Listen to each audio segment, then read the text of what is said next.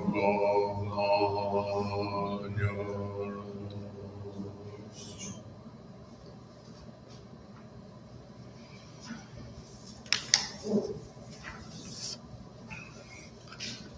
afternoon, everyone. And so I thought we would continue, since we haven't gotten very far.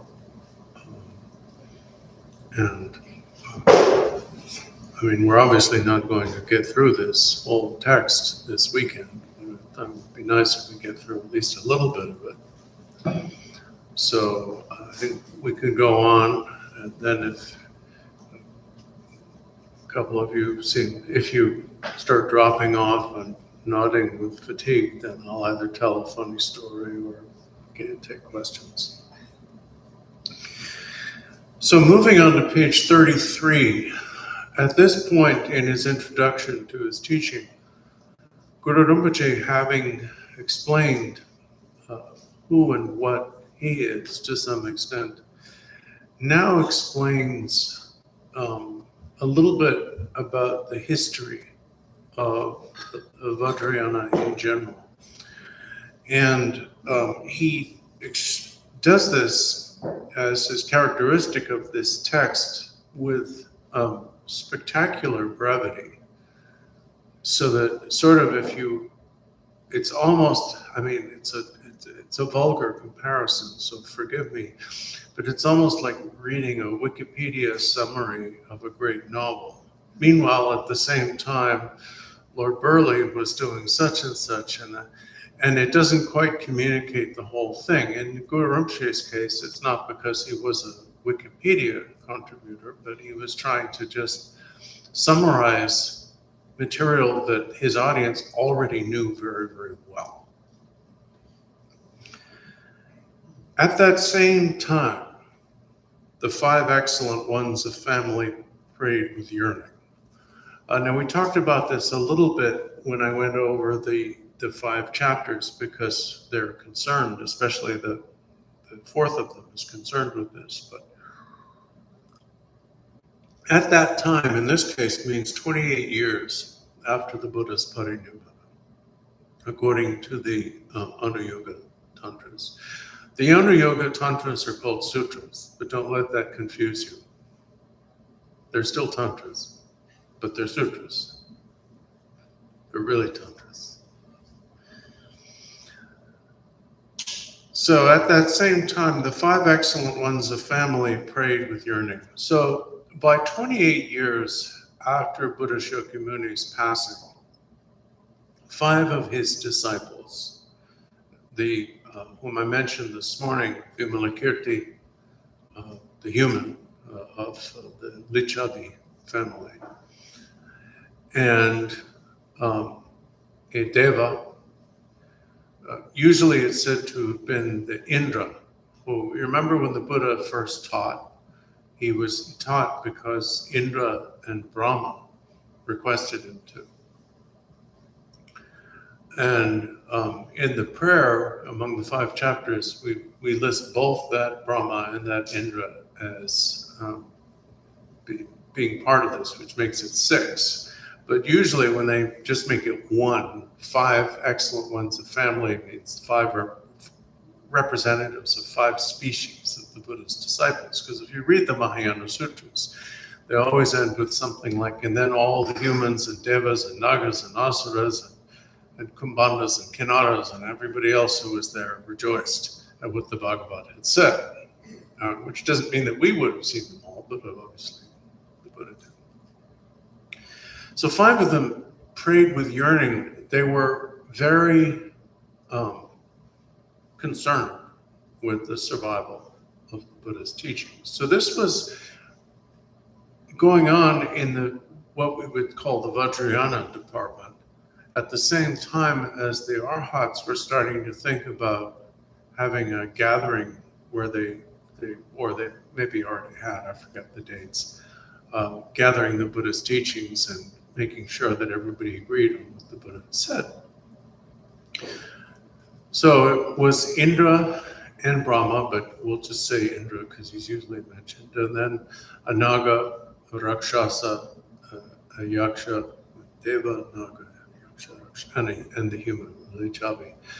And the other ones are not very well known outside this tradition, this context. Obviously, Vimalakirti is, he shows up in the sutras. He was a layperson of Lichavi family. And among his accomplishments was defeating Manjushri in debate, not something commonly done.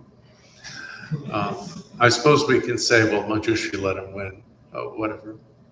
Anyway, it's in the Vimalakirti Nidesha Sutra, which is translated generally from Chinese. I don't know if it was studied as much in Tibet as it was in China. It's a very important sutra of the third turning of the wheel. I think it's the third turning, yeah. And so Vimalakirti is an important figure both in the Mahayana and in the Nyingma Vajrayana. And then the four others. Their fervor caused the scion of all the victors of the three times and holder of the secrets of all their minds, the great Vidyadhara Vajradharma. Vajradharma here is one of the many names of Vajrapani, the Bodhisattva Vajrapani, to teach them in an emanated mansion on Mount Malaya's peak of blazing meteoric iron, the 18 tantras and other generation-stage Mahayoga scriptures, the 16 agamas and other Anuyoga tantras, and the 18 mother and son mind-class tantras, as well as other great perfection scriptures. Now, first of all, Mount Malaya, I think Malaya is a word for mountain in Sanskrit. Tibetans often talk about one or another mountain as Mount Malaya, which is, in English, we would say mountain. Like major, and then, well, that's a literary reference, I'll try to restrict myself. The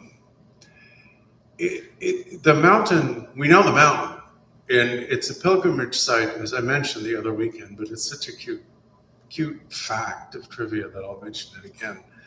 It's a pilgrimage site for the adherents of all of the 5 largest world religions. It's called, we used to call it, well, we, the English-speaking colonizers, called it Adam's Peak because of its association to the Abrahamic religions. In Sri Lanka, the country in which it is called Sri Pada, which means the glorious foot. Pada, like podiatrist, foot. Foot, actually, sounds like pada too. So on top of Sri Pada, where everyone goes to pilgrimage, there's a huge indentation that looks like an enormous footprint.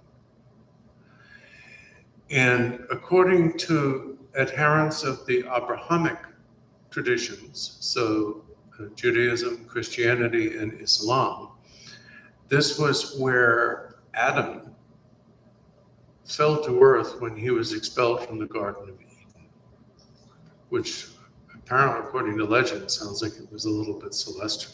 Anyway, his foot landed on top and left this indentation in the stone. So for that reason, it is a pilgrimage site for them. Hindus believe it to be the footprint of Lord Shiva. So it is a pilgrimage site for them. Adherents of Mahayana Buddhism believe it to be of Mahayana Buddhism in general, believe it to be the footprint left by the Buddha before liftoff, when he flew away from Sri Lanka as described in the Lankavatara Sutra, or the sutra on his trip to Lanka, his entrance to Lanka. Adherents of the new translation school, so Kajupas, Sakyas, and Gelugpas, believe it is the footprint of the Yidam Chakra Samvara, who landed there when he subdued Bhairava and Kalarachi. And last but not least, we who believe all the, we believe the Buddha one and the Tokosambara one too, but when we're wearing our Nyingma hat, we say it's the footprint of Vajrapani when he landed there at the request of the 5 excellent destined ones of family. Now, usually what is said is that he taught the Anuyoga Sutras, or here they're called Agamas, which is another class of Buddhist scripture, and the term's used differently. Agama can mean transmission, but it can also mean a certain class of teachings given by the Buddha or other figures. Here it says that he taught the 18 tantras, which are the 18 principal Mahayoga tantras, the 16 agamas and other Anuyoga tantras, and the 18 mother and son mind class tantras, as well as other great perfection scriptures. Now, the Dzogchen, or great perfection teachings, as you may remember, are divided broadly into mind, space, and instruction classes. There are 18 principal mind class tantras. They're called the 12 early ones and the 5 later ones, or the 5 early ones and the 12 later ones, based on when they were translated during the early periods. But there's maybe it's 6, I can't remember. Anyway, 18 of them, something. And then there are the space class scriptures and then the instruction class scriptures. According to this, simultaneously, the teacher Vajrasattva, in Nature, the Mind Vajra of all Buddhas, taught all the meaning of the instruction class of the great perfection through symbol to the Vidyadhara Prahivajra. Now, if you're following in the text, you'll see Pramodavajra, which was my guess at the time, 20 years ago, is what the Sanskrit of Barway Dorje was. We have a very funny thing about the early Dzogchen lineage. We use Sanskrit names commonly for those teachers who were not Indian, and never use the Sanskrit for the one who was. I don't know why. So Sri Singha, who was Chinese, we call Sri Singha, which is Sanskrit. He may have been from what we would now call Uyghur, or says like from Chinese Turkestan or something. He may have been from a Turkic tribe in the boundaries were all different then, right? But he, according to the Dzogchen history, he was not from India, he was from China. Whereas Barway Dorje, who according to the Dzogchen Tantra predictions is probably Prahivajra, and that was the approved Sanskrit version approved by Dzongtse Chinse Chichi Lodra, the previous Dzongtse Chinse Rinpoche. So we'll go with that, because at least we can cite authority. Prahivajra was born in Udyana, so we wouldn't call it India now, but it's certainly in the subcontinent. Anyway, so Prahivajra received the Dzogchen teachings. Here it says the instruction class, but generally we say all of them from Vajrasattva, and passed them to his human disciple Manjushri Mitra, who, of course, now is the Barway Dorje, Barway Dorje, who was reincarnated as Milarepa and then eventually as Nupchen Sanjay Yeshe and Barway Dorje, and so on. You can read about that on the preciousness. So, what we think of as the Nyingma Tantras, based upon when they were translated into Tibetan, were taught basically by Vajrapani and Vajrasattva, not long after the Buddha's parinirvana. The Dharma taught by Vajradharma, it's confusing that we call Vajrapani here Vajradharma, or Dorje Chu, and even more confusing when you notice that his name mantra calls him Vajradhara. But I think it does, doesn't it? But anyway, there it is. The Dharma taught by Vajradharma was written down by the 5 destined excellent ones with ink of gold on paper of Vaidurya, lapis lazuli, and concealed as treasure in the depths of space. Just to keep you awake, Vaidurya is an interesting thing. Vaidurya is the Sanskrit word.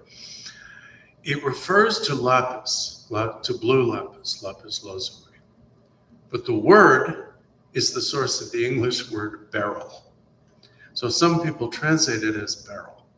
Dorje means mined at a distance, like found, extracted from the ground somewhere else. And lapis, of course, came from more like the Middle East area and Afghanistan and whatnot.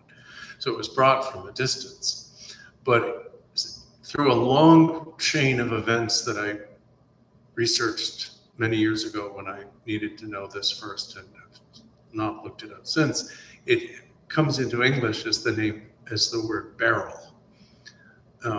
But it seems to refer originally to lapis, not beryl. So I left it as Dorje, so you can think of it whichever one you like. But something blue and luminous and very, very precious and pretty, so they wrote with gold on Dorje. And we still, sometimes you'll sponsor scriptures being in manuscript in a form that's called Serti, golden calligraphy, or gold illumination. And this is the equivalent of the beautiful illuminated manuscripts of medieval Christianity, where the paper, and I've seen them in museums, is blue. We don't quite come up to lapis lazuli anymore, but we're not Vajrapani. And it's written in gold ink. And sometimes it's done the other way around too, which is also pretty. No, not usually. No, it's that way. The uncommon Dharma taught previously by Vajradhara, so that was the Buddha teaching Tantra during his lifetime, to start with, was concealed by Vijayanaras and Dakinis in the 8 great charnel grounds, the 24 places, the 8 stupas, and especially inside the stupa of rapture. The stupa of rapture, I think we're going to come back to it, is in Shitavana, was in Shitavana, Shady Grove. I used to make fun of people who live in the town of Shady because they say you live in the charnel ground. Because Shitavana, Silvetsel, means refreshing grove or shady grove. You can go there in India. It's not particularly refreshing, but it's there. And it's where Shauripa had his vision of the 6-armed Mahakala and other deities, and many other things happened. And of course, there's a beautiful little monastery there and whatnot. But that's where Guru Rinpoche and 8 other masters found the teachings that became what are called the Nopikas. Nopika is an interesting word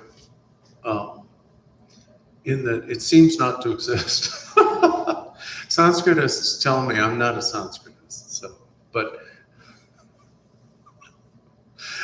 they've told me that the word Nopika, which is translated in Tibetan as means of accomplishment, in other words, the same as sadhana, doesn't exist. But we find it in the Tinjar, in the original Indian texts from which the Nopikas come. So, for example, in the Hiruka, Nopika, and so on. The best guess I've heard, and it's just a guess from linguists, which really I'm not, is that it's a combination or a derivative of sadhana upayika.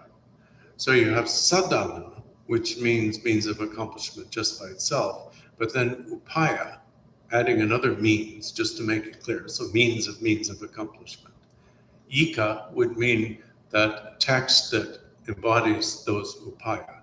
So sadhano, because of linking, or someday you get sadhanopikaya, and then it somehow might have gotten truncated into nopika. That's the guess anyway. But that seems to be what the sources of Kila, the Supreme Heruka, and the Nyingma Yamantaka, and so on, are called the Nopika class. So those were discovered by Guru Rinpoche and 8 others from that stupa of rupture, where they had been hidden. I think we're going to go into it. Oh yeah, it'll come in a minute. Eventually, volumes containing the tantras fell to the palace roof of the karmically destined King Ja of Udyana. As instructed by the Siddhacharya Kukuraja, King Ja practiced the chapter on seeing the face of Vajrasattva. Sri Vajrasattva actually appeared, explained the meaning of the tantras, and gave instruction. As well, many male and so those are the Nyingma tantras that are up to this point. And then describing what we would call the Sarma ones, the new ones. As well, many male and female Siddhacharyas and Vidyadharas discovered treasure within the stupas and the 8 charnel grounds of the 24 places. They each practiced what they found. All of this fulfilled the Buddha's predictions among his final remarks concerning Dharma and individuals. So what happened was that great masters such as Arya Nagarjuna, Lalita Vajra, Tilopa, Kukuripa, and many others received the tantras from secret libraries that were, in some cases, they were in Udayana, in what we think was Swat, in the care of matriarchal lineages. And the stories of what they had to go through to get these books out into the libraries are extraordinary. It's kind of off our topic, but they're definitely worth reading. And with each tantra, it has its own story, and they're all fascinating.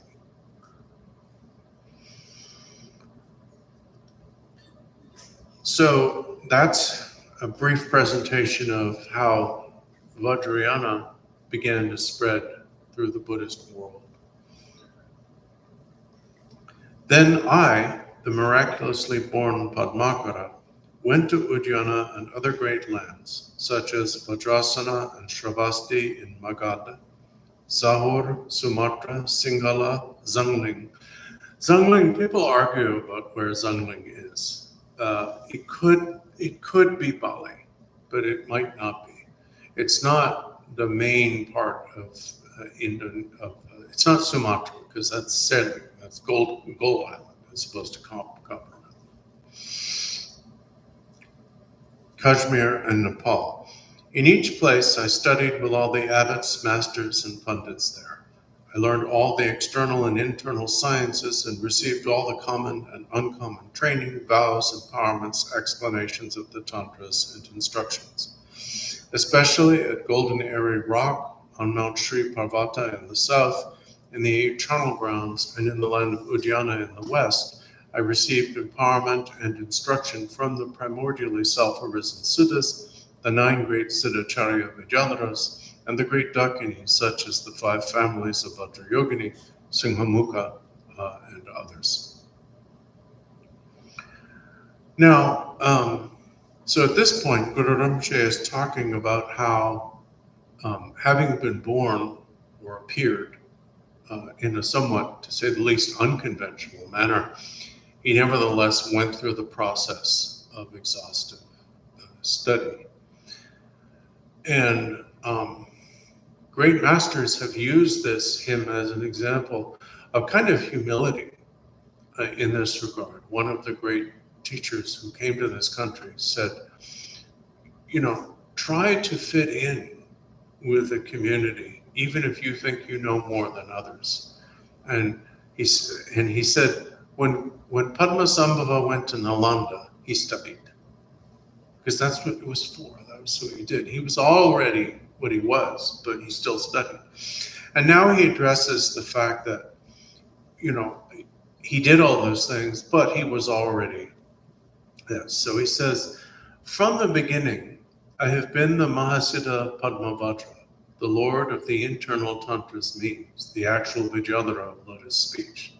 But Padmavajra is the form of Guru Rinpoche, who is the principle of the secret from among the outer, inner secret, and very secret practices, so he's in your throat.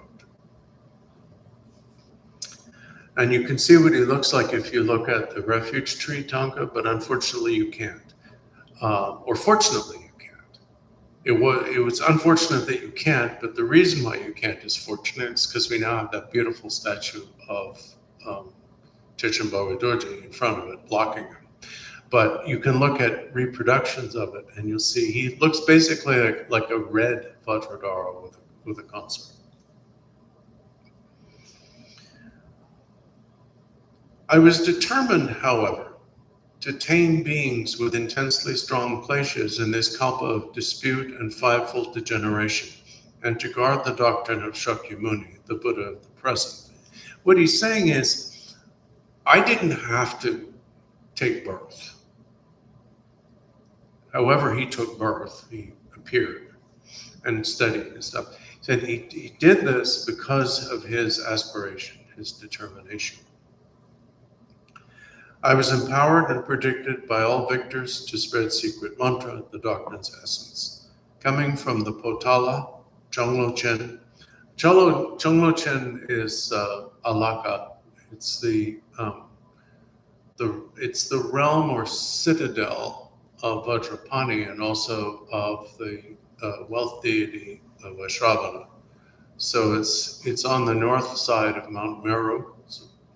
When you talk about Mount Meru, and is where among the four great kings, it's where the king of the north, Vaishravana, and his yakshas are centered. Potala, of course, is in the south of India, and the five-peak mountain, Mount Wutaishan, is in China. It's a pilgrimage place for Manjushri practitioners. Arya Avalokita, Sri Vajrapani, Arya Manjushri, and other bodhisattvas hailed me as the tamer of beings in Tibet, the borderlands, and made aspirations. And then the next part it just again describes his biography in detail, which is just significant, briefly but in detail. It's significant because it applies especially to the outer practice from among the four. Accordingly, I, Padmakara, defeated through debate the disputations of Tirthika teachers and kings at Vajrasana and other Dharma chakras and monasteries throughout India, the land of the noble. I also tamed them through miraculous displays of force.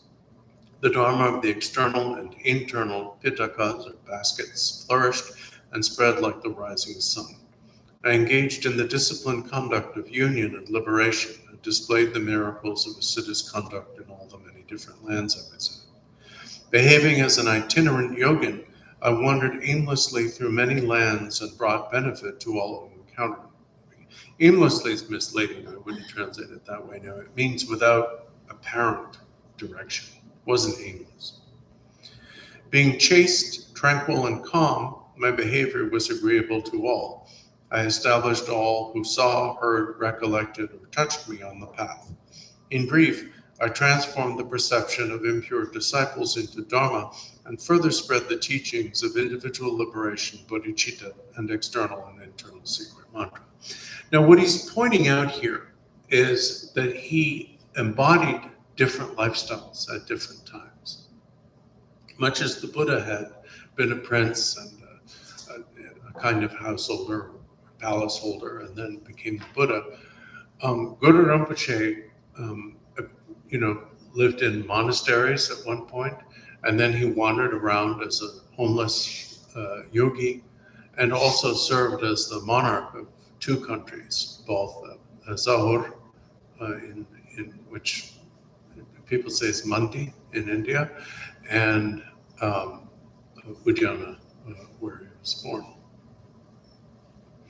So he manifested in different ways at different times. And this is important because if you look at the deities in the outer mandala, then some of them look like monks, and some of them look like kings, and some of them look like brothel deities. And those are all aspects of Guru Rinpoche's manifestation of behavior. In particular, in the 8 great charnel grounds and in the 10 places of the Hirukas in Ujjana, I relied upon the primordial Mahasiddhas and the 9 great Vidyadharas of great splendor. The 9 great Vidyadharas of great splendor are the 9 mentioned in the inner supplication, so the second of the 5 chapters, and presence surrounding Guru Rinpoche in the inner mandala, so that's inside your head. And we went through those last time. I did so in appearance. In reality, they had been indivisible from me since the beginning. Their nature and mine were one and non-dual unity. Throughout all this, I was known by an inconceivable variety of names. Principal among them were the 8 or 12 names applied to my single person. And then he lists these: Pema Jungni, Shakya Sengye, Pema Jalpo, Sengye Dradru, Nima Uzer, Padma Sambhava, Loden Chokse, and Dorje Trolu are the 8 most famous of these. Jalbu Torchokchen, Prince with a top knot, Shantarakshita, Gyamtso Dunying, or Supreme Bliss, Essence of Time. I don't know what the Sanskrit original of that is. Dorje Drakpo, Wrathful, Vajra, and so forth are my uncommon secret names associated with yogic discipline. Those are the 4 deities in front of the 4 gates of the outer mandala. In that way, I benefited beings in all central and peripheral areas through 12 deeds, 100 deeds, and even 1,000 deeds. And then he sums this up by saying, I am therefore the embodiment of all victors in one, the embodiment of all gurus and the 3 jewels.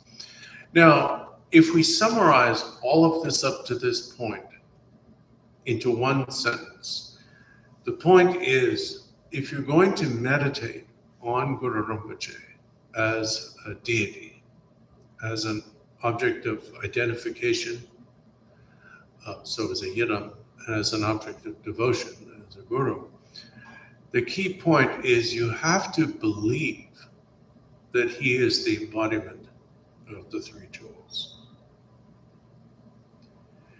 that he completely embodies the all Buddhas, all Dharma, and all Sangha. That can't be forced. As Tibetans say, you can't make dogs eat grass. I don't know why they say that, because every dog I know does eat grass from time to time. You don't have to make them. They just go up. My neighbor has a dog, and the first thing she does when she comes over is she looks around. There's certain specific parts of the lawn that she likes to eat. And I guess they know, they do it the way I guess cats eat wheatgrass and whatnot. So it seems like a strange thing because dogs do eat grass, but they say that.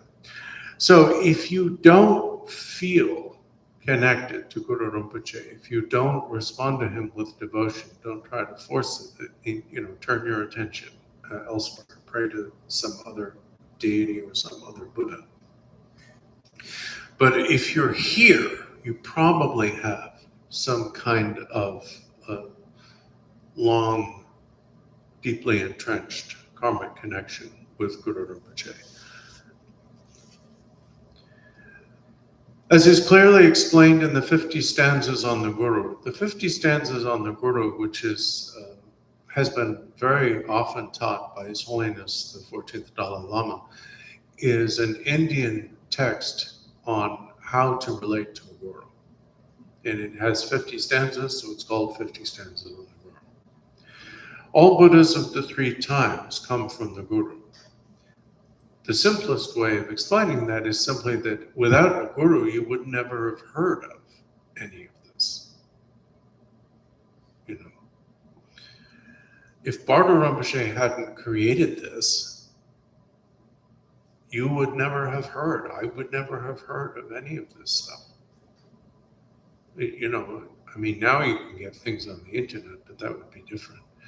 Back then, no idea. In accordance with the definitive teachings on how to rely on the Guru that are found in Tantras that describe the profound essence, at glorious Samye, I taught the external Guru sadhana of Guru Nangsi Zindan in a Manakaya costume surrounded by the 8 and 12 emanations.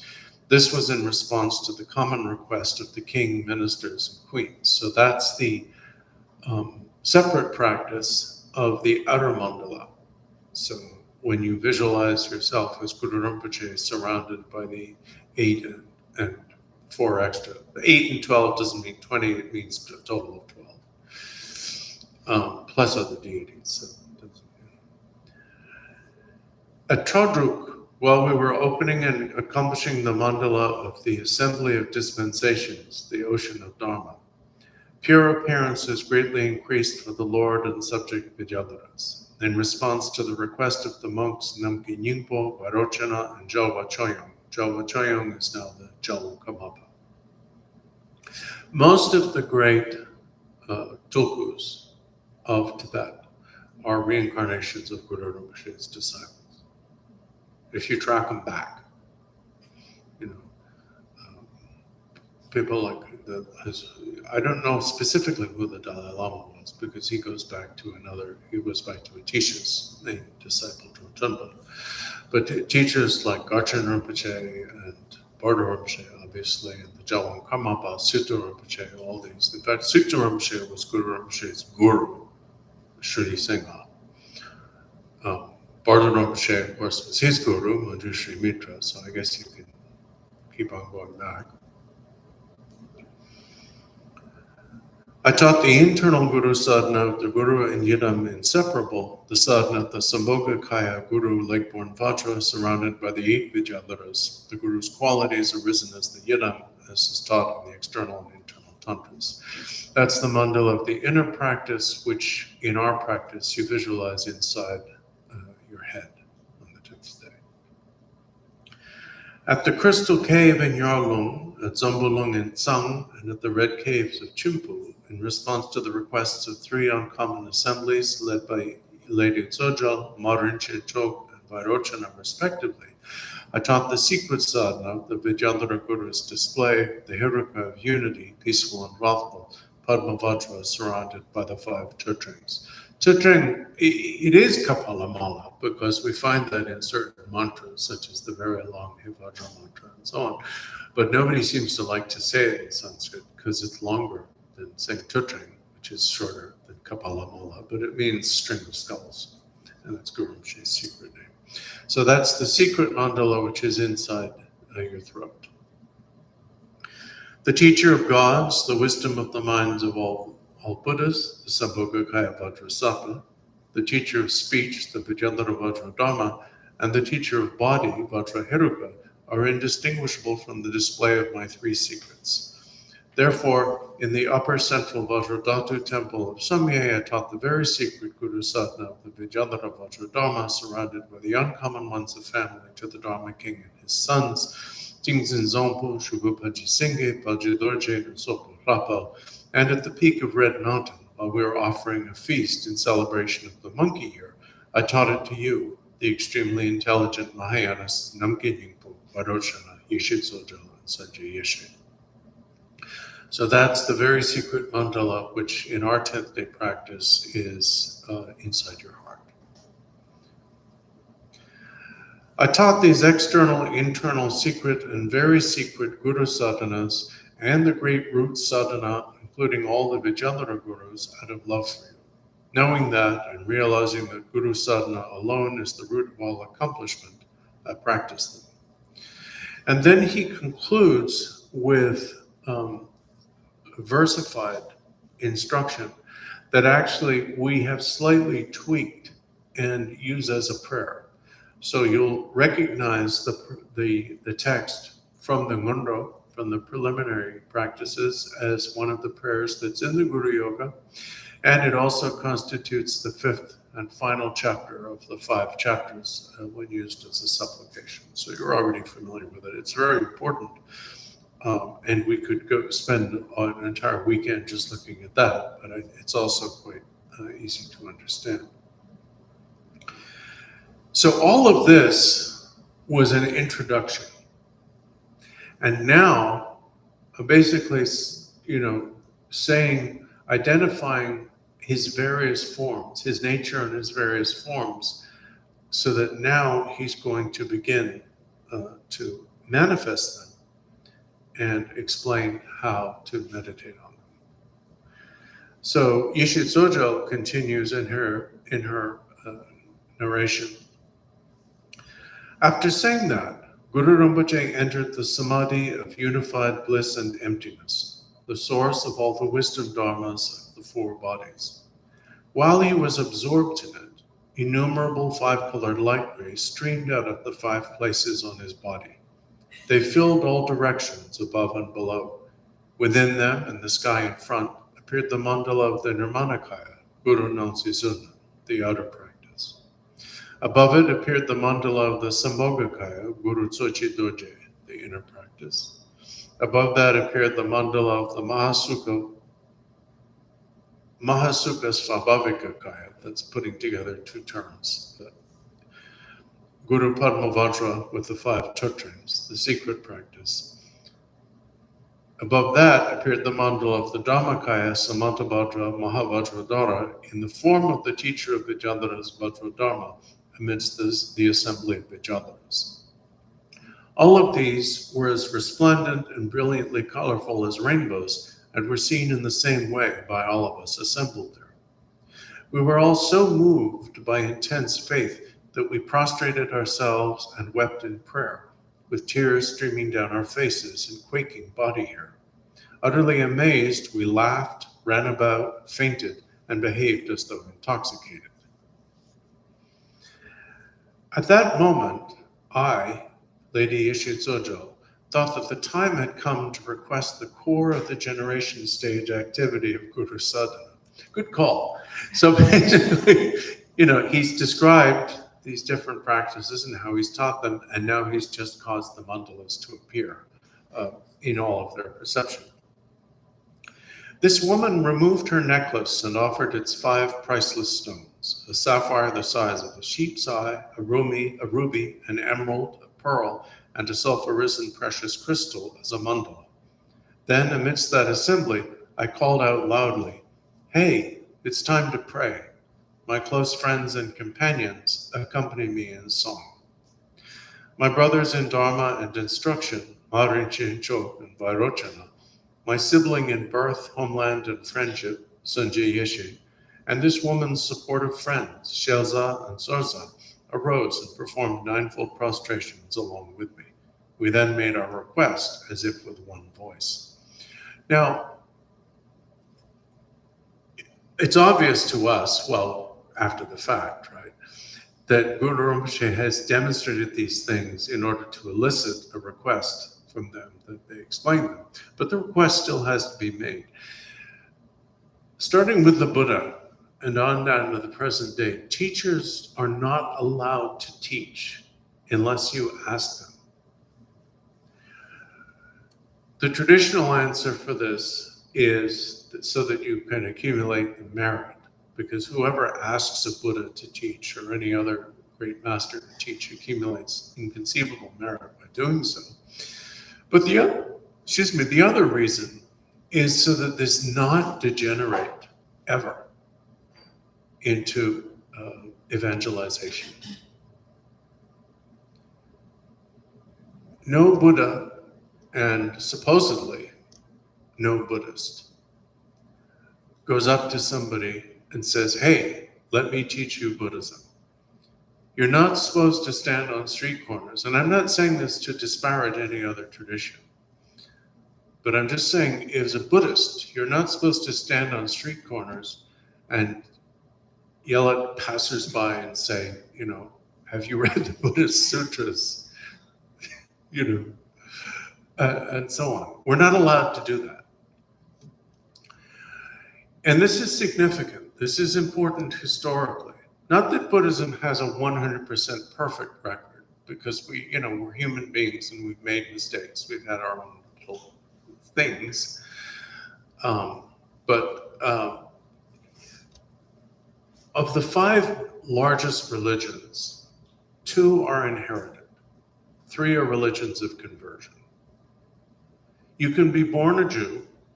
You can be born a Hindu. You don't have to become a Hindu. You don't have to become a Jew if you're born one. If your mother is Jewish, you are Jew, according to Judaic orthodoxy. You cannot be born a Buddhist. You cannot be born a Christian. You cannot be born a Muslim. You can be born in a Buddhist family, a Christian family, or a Muslim family, but you can't be born one. You become a Christian by being baptized. You become a Muslim by repeating the Muslim declaration of faith 3 times in the hearing of another Muslim, or in the hearing of a Muslim, because you're not one yet. If they hear it and you've said it 3 times, then in the eyes of Islam, you are thereafter a Muslim and have to follow Sharia law. Similarly, with Buddhism, you can't be born Buddhist. You become a Buddhist by taking the vow of refuge, which must be taken initially in the hearing of at least one other Buddhist, similar. It has to be repeated 3 times, at the end of which that Buddhist, traditionally we do it, we find a high Lama and so on, but it doesn't have to be. It has to be a Buddhist, and they have to hear you say those words, Buddham Sharanam Gacchami, Dhammam Sharanam Gacchami, Sangham Sharanam Gacchami. Hopefully now we're returning to the Sanskrit, since His Holiness the 17th John Karmapa has started to use it, and it's what I use when I give the refuge vow. But anyway, when you repeat those words. Those are the words the Buddha taught when Shariputra said, I need a way to let people in. Because up to that point, the Buddha had simply said, hey, bhikshu, come here, beggar. Virtuous, we translated virtuous beggar, but originally meant beggar. Come here, homeless one. And Shariputra said to the Buddha, he said, people are asking me to admit them to the community, and I'm not you. I need a little bit more. And the Buddha thought for a moment and then said, have them repeat this. Buddham Sharanam Gacchami. Dhammam Sharanam Gacchami. Sangham Sharanam Gacchami. It's very easy. Buddham, to the Buddha. Sharanam, as a refuge. Gaccha, go. Me, I. Me go refuge to Buddha. In English, we say, I take refuge in the Buddha. I take refuge. But in the Sanskrit, me is last. Buddham, Sharanam. Sharana is refuge, right? Sharanam as a refuge. Gaccha, go. Gaccha can mean come or go. That's why we always say at the end of when we dismiss worldly deities, getsa, which is gaccha, go. Gaccha, me, I go. Sorry. So that's how you become Buddhist. And that's why we're not allowed to, you can answer people's questions. If an adherent of no tradition or another tradition asks you a question, and it's not a tantric secret, you may answer it. But only answer the question, and don't proselytize. Proselytization is forbidden. You are allowed to encourage other Buddhists to take refuge. When it says you are supposed to encourage others to take the vow of refuge, it means you're supposed to encourage other Buddhists. You're not supposed to try to convert anyone. They have to start that conversation. Just mentioning it. So those are the reasons why you have to be asked to teach. Now these are the prayers that Yeshe Tsogyal led the Sangha in. Ema, son of the 3 times victors, embodiment of all Buddha's activity, single friend of all bodhisattvas, supreme protector of all beings. Although they are inconceivably secret, we ask you for the Guru sadhanas of the 4 bodies, the meaning of the profound tantras. The essential meaning of tantra is the Guru and deity and your mind inseparable. In the generation stage, we imagine that. In the completion stage, we experience it directly. That's it. We ask you for the Mahayoga Tantra generation stage, the pointing out of the appearance emptiness body. We ask you for the Anuyoga instructions on the channels, energy, and essence, so that they may ripen into the Sambhogakaya. We ask you for Ati Yoga, the 9 vehicles peak, to clarify the ground, path, and result. We ask you for the final transcendent liberation that brings one to the place of exhaustion. It doesn't mean emotional or physical exhaustion, it means the exhaustion of concepts. The exhaustion of all of our foolish ideas. Not bad to think, but we need to. The problem with thinking, I mean, I obviously have particular problems with it, but the problem with thinking is our servant, is our employee. Our thoughts work for us. We don't work for them. But the problem is that they take over. The thoughts become tyrants, even though they don't exist. Your thoughts can't exist without you. They're not really employees, they're just your own display, they're your own imagination. They're like people in a dream. But nevertheless, we, your disciples gathered here, have faith, but lack intelligence. We ask you for instructions that can be understood just by being heard. We may be bright, but our faculties are dim. We ask you for instruction on bringing kleshas on the path. Sounds like a contradiction. We may be bright, but our faculties are dim. And the Tibetan really uses the imagery of light and darkness. How can you be smart and dumb at the same time? Well, hello. One of my teachers who passed away was once berating me to some friends and talking about how stupid Yeshe is. You know, Yeshe is so stupid, I just can't get over how stupid he is. And then this was my retreat master, and one of the other retreatants said, you know, he's actually really, really smart. And the person who was berating me said, yeah, stupid smart. And it's true. Our faculties may be bright, but our habits are thick. We ask you for the wisdom that removes thick veils. So first she's saying is, look, we're not smart people, which of course is not true. They were all very intelligent. And she in particular had eidetic memory, which is not intelligence, but is something,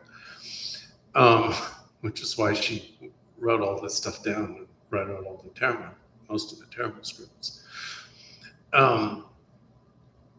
But she's saying, we don't think we're clever.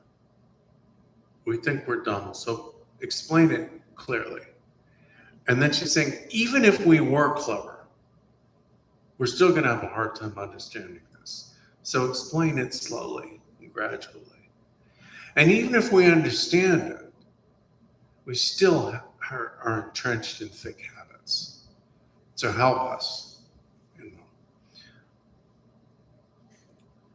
You have very loving compassion. We ask you for instructions that will tame us all. This word tame is very important. You know, traditionally, Kajupas will say, your root guru is the person who points out the nature of your mind. And until you recognize the nature of your mind, you don't have a guru. And since it takes people in this country, you know, that many people have been practicing 30, 40 years and have no recognition, as they'll say. And so they say, does this mean I've never had a guru? You have to kind of be a little bit gentle in that situation. And the answer is, well, who tamed you? If you're not tamed at all, then we could say we don't have a guru. But for each of us, there will be one person who got us, really got us, and was able, therefore, to touch our hearts and tame us, to change us in some fundamental way that nobody else could. They don't necessarily have to be the highest ranking teacher we met. They might be. They very well might be. but it's the person who got through to us, who tamed us. Even as messed up as we remain, sometimes many, many years later, something changed. Something, we may turn against it. We may turn our back on it. We may try to move backwards, try to return to what Trungpa Rinpoche used to call our filthy blanket or cocoon. But nevertheless, somebody cut a hole in that blanket. All right. Dharmakaya of impartial aspiration, Sambhogakaya of omniscient wisdom, Nirmanakaya dance of skillful miracles, being's protector, compassion's treasury, give us the wisdom of your wise expanse. Give us the holy dharma of your speech, bless us with your body, ripen and free us right here and now. We prayed with intense yearning. At that very moment, the embodiment of all the 3 times victors without exception, the great Vidyadhara Padmakara, arose from his samadhi and took the form of the leader of all Vidyadharas, the all-holding Vajradharma. He was white and red in color, adorned by the 32 excellent marks and the 80 excellent signs. Held the united Vajra and bell of appearance emptiness, and was embraced in union by the mother Vajra Yogini Mandarava. Smiling with pleasure, he said with euphony like Brahmins. Okay, so now he begins to teach.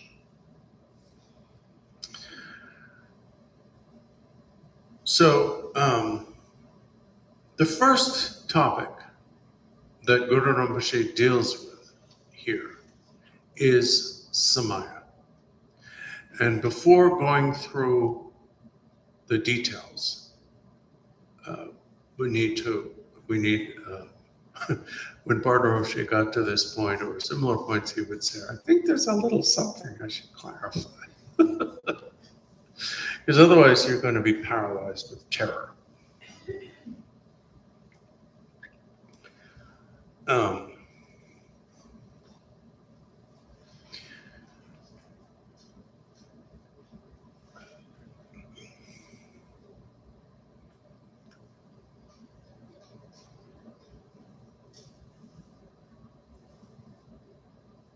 The Samaya is often translated in different ways into Tibetan as Gyamtso, words of vow, words of promise, sort of an oath, basically. And sometimes they'll say it's holy, the panan dam, which can also mean dampa, or holy, and burns you if you transgress it, which is a pun on the word sik, which can mean word, but can also mean burn. Tibetans love puns in their religious discourse because why not? I mean, they were good enough for Shakespeare. I mean, and so, and they're useful as mnemonics. But the fundamental word of Samaya is a bond. Now, we use the word bond in English primarily to mean a binding force. Like we talk about the strong force, the weak force, and all these forces that bind things together. So the rules, and Guru Rinpoche is going to talk about rules in a second. The rules are how we protect the bond.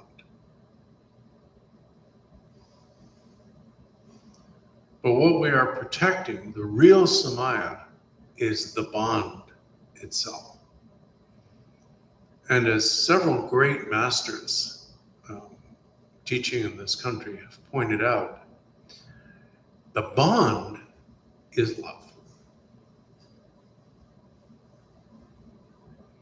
The Samaya between a given disciple and a given guru is love. And it has to be mutual.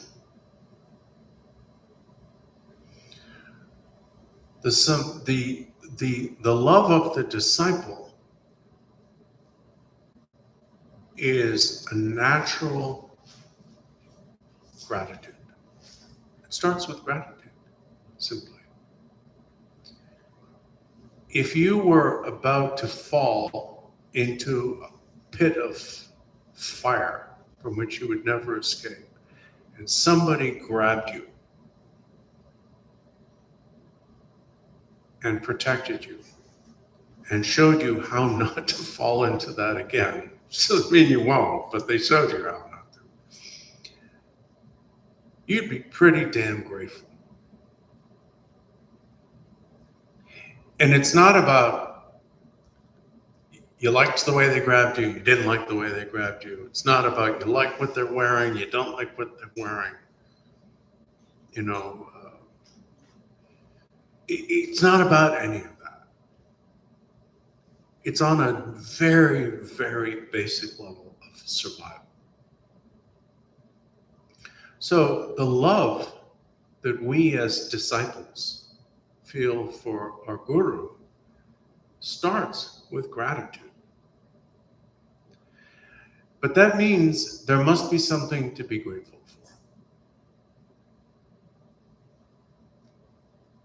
If a teacher is not qualified, not authentic,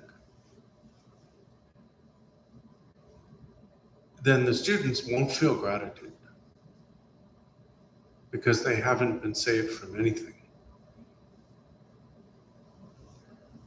And so gratitude is not something that you are supposed to brainwash yourself into feeling. It is a natural response. It doesn't have to be even cultivated consciously. You will feel grateful to the extent that your guru has changed you. It's natural.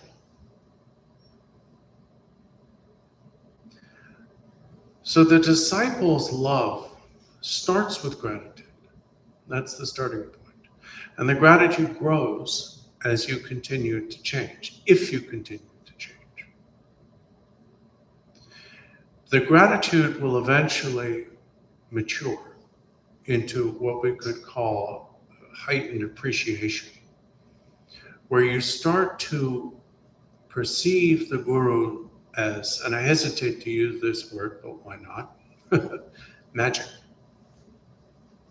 Not in the sense of Harry Potter, but, well, maybe actually, but let's leave Harry Potter aside from now. We can't even talk about Harry Potter anymore. Magic in the sense that the guru sparkles. The guru sparkles the way when you fall in love, the face of your beloved sparkles. But the difference is it's not based on gratification, and certainly not on the meeting of expectations, because an authentic guru will subvert your expectations. The Vajrayana gurus are subversive. Not in the sense of violence or anarchy, but chaotic, definitely.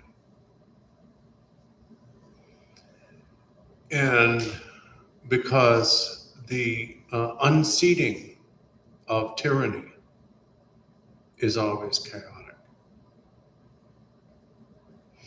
And what the guru does that makes us grateful initially is to start to knock the false gods of our thoughts and our belief systems off their thrones. So eventually, gratitude becomes kind of heightened appreciation of the guru's magic. And then finally, that magic starts to fill your whole world. If you don't blow it, you don't blow it forever, but you can backtrack for sure, I can tell you. If you as we say now, stay in your lane. Everybody says that. I say it now, stay in your lane, stay in your lane, you stay in your lane. Yeah. It sounds so aggressive. I'm picking up all the worst habits of modern speech. None of the good habits, all the worst. Hey, buddy, stay in your lane. If you stay in your lane, then that magic will start to permeate the world. And then last, for most people, it will start to get into you. And you'll be willing to admit that you're magic too. But let's not get ahead of ourselves. So that's the disciples' love. And the guru's love is very easy to explain. It's hard. It's very easy to talk about. It's not easy to be one of those. They don't care about themselves at all. They're not martyrs. I mean, they might be martyrs, but they're to them, they're just another person. Someone once asked the 16th Jom Karmapa a question, and when I repeated the conversation to His Holiness the 17th Karmapa, he liked it so much that he started using it as an answer. So I hope that the story I heard was true.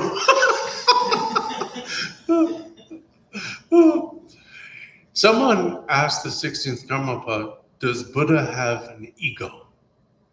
And the Karmapa said, yes. The Buddha's ego is all sentient beings.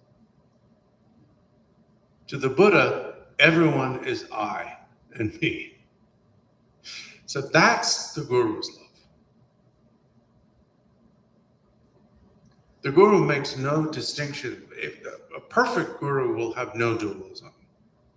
They'll appear to, because they have to communicate with us. But they'll have no dualism. So they make no distinction between themselves and someone else. That's why some of the great early Kadampa masters used to get hurt. Somebody threw a stone at a dog in the street, and one of these guys went, oh, and had a bruise. The dog was okay, but he had a bruised rib. So that's the Guru's love.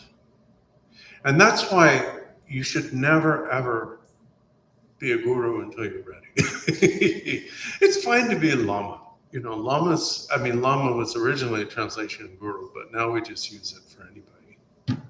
Not that Lama Trotip is a guru. No, he gives empowerments. That's a guru. But I'm not a guru. I don't give empowerments. I'm just a lama, which means just somebody who knows shit. Stuff, sorry. You can only be a guru if you can care about strangers more than you care about yourself. Because we talk about when you take in empowerment, you get samaya. Well, yeah, you get a bit, but you should see what the guru's samayas are. You give an empowerment to a crowd of 5,000 people, you have promised to care about each and every one of those people, no matter what they do, more than you care about yourself. You have that kind of compassion, you go ahead. You go on ahead and you be a guru. Doesn't matter what you know, what you don't know. You don't have that kind of compassion. You don't want to pretend. It's very easy to pretend. I mean, I could do the whole thing. I could have done the whole thing 30 years ago because I've had to teach gurus unfamiliar with certain rituals how to give the empowerments. But that doesn't mean I would dare do it because I don't care enough. I am not qualified. I am not authentic. I care about some people more than I care about myself, but not everybody. And that's where you've got to be the real thing. Otherwise, what are you giving them? The empowerment, Buddha nature, they've already got that. What's the bond? What's the communication? It has to be a force of love that they have not experienced before.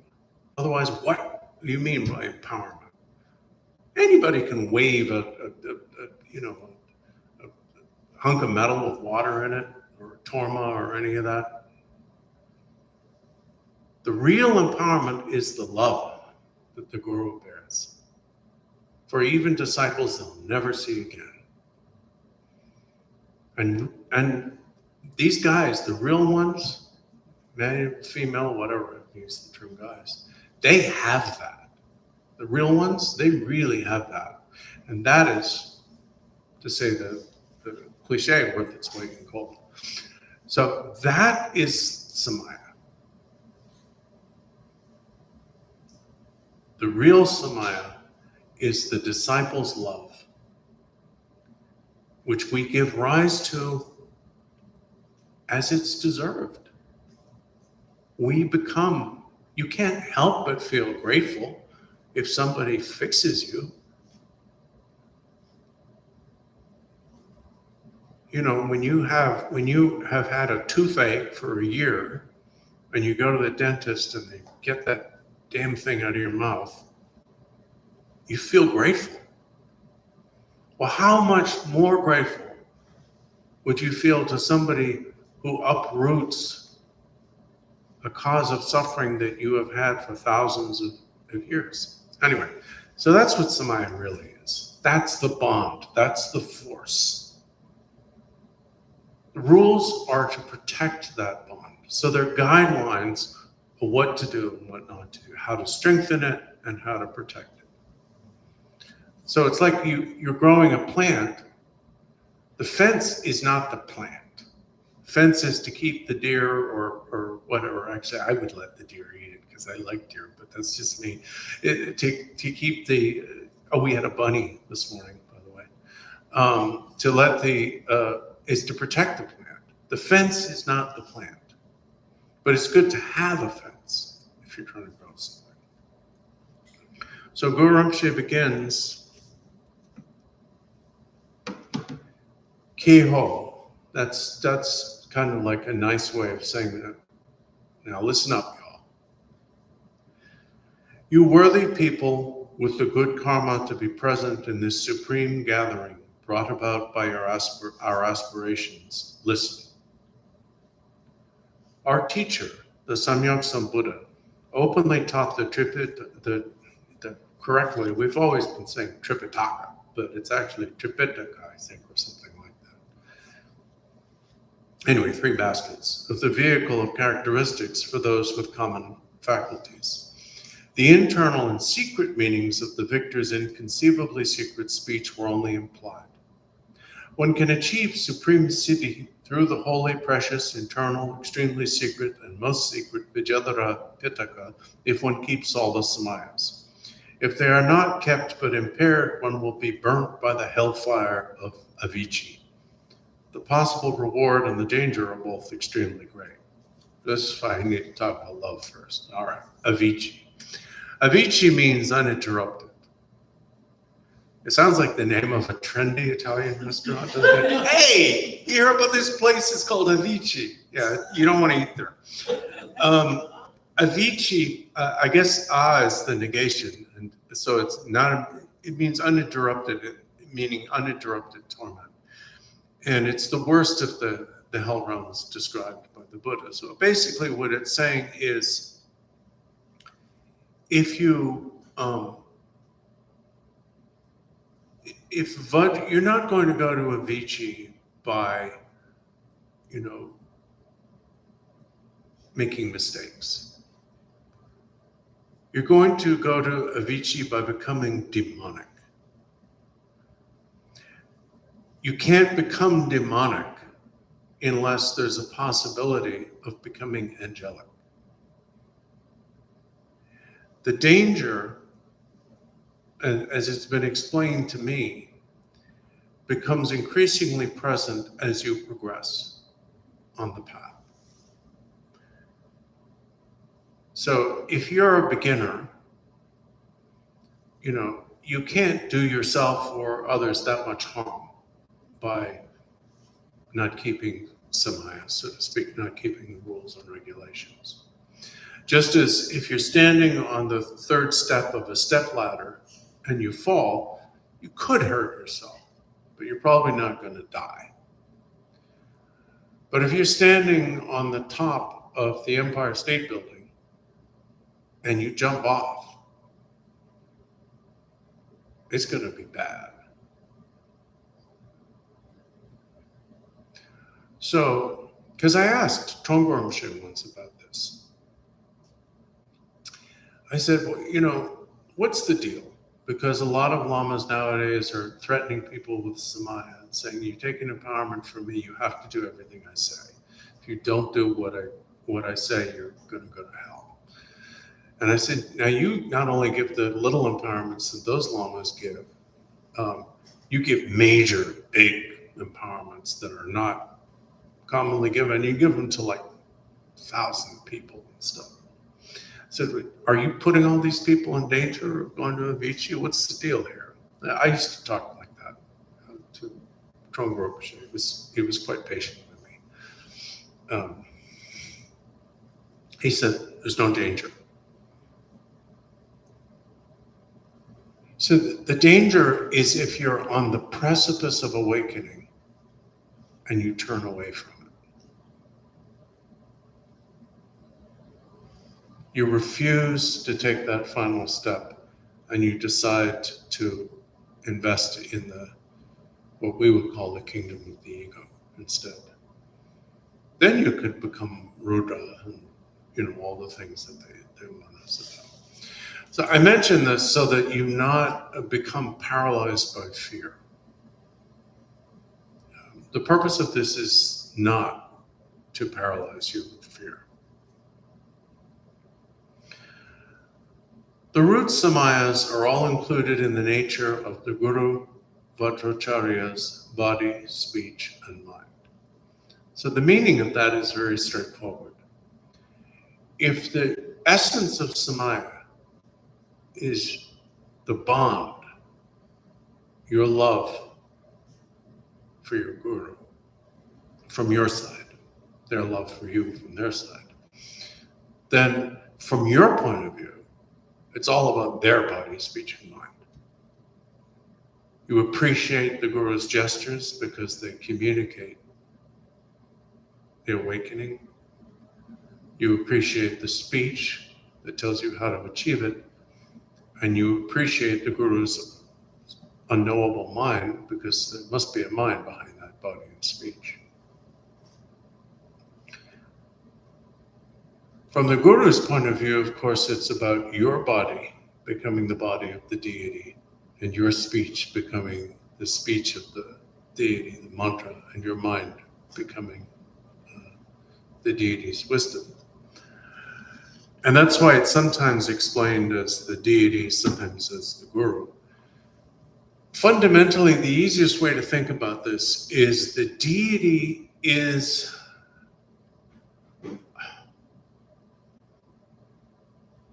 there's a million ways to say it, but I guess you could say the deity is this language of symbol with which that bond is communicated or transmitted. So it's as though the form of the deity, the mantra of the deity, the wisdom of the deity, or the substance of the bond, or the fabric, the stuff of the bond between you and your Guru. So the Guru, one way of thinking of it is that the deity is what is between you and the Guru, is the form of your love for the Guru and the Guru's love for you. Another way to think of it is that the deity is the language you speak to your Guru. When you say the deity's mantra, it's often in the vocative case, addressing. So then it's as though you're speaking to the Guru as the deity. It's kind of like an endless love poem. It's always the first line, hey, beloved, so-and-so. That's why so many mantras end with a vocative case, like, you say, hey, you, jewel lotus, Mani Padme instead of Mani Padma, or, kilaya instead of kila, tare instead of tara, and so on. Another way to think of it is that the deity and the guru form a sandwich and you're in the middle. One teacher said that. That's more beyond me. So from your point of view, it's all about the guru.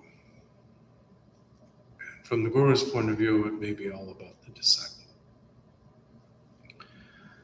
The samaya of body is to meditate upon one's aggregates and elements as deities, and to view all that appears and exists as the deity's seals. Aggregates. Aggregates, of course, are aggregates, bunches of stuff. The Tibetan word pungpo implies heaps. I think skanda means heap. It means that each of us is made up of bunches of stuff. Our fixation on a self, of course, is based on the idea that there's only one of me.